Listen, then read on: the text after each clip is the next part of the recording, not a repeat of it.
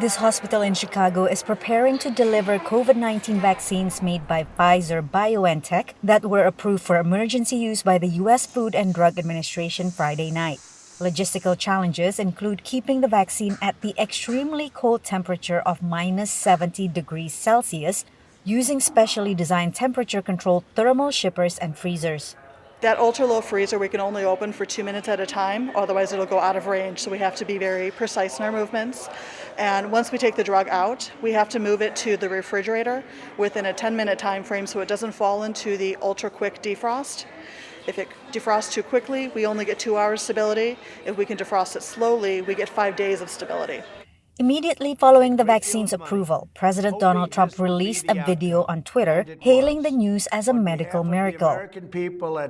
He said the first immunizations would take place in less than 24 hours. We want our senior citizens, healthcare workers, and first responders to be first in line. This will quickly and dramatically reduce deaths and hospitalizations.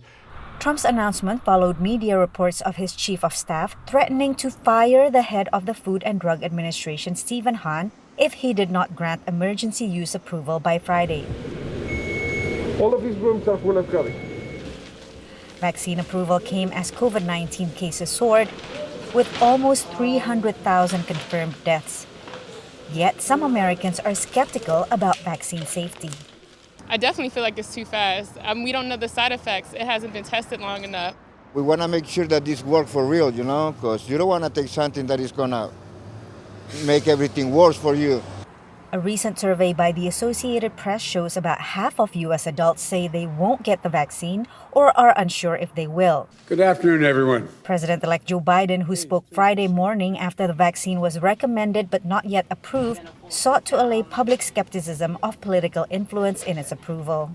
You should have confidence in this.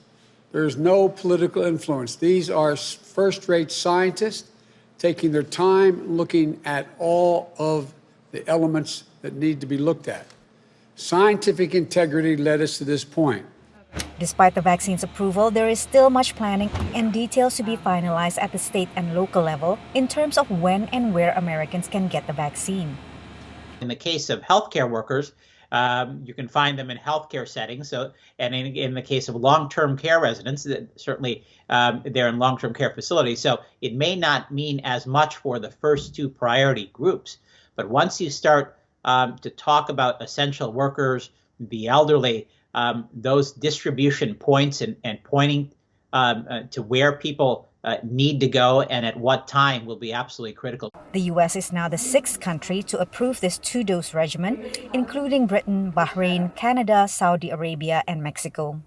Patsy Widakuswara, VOA News.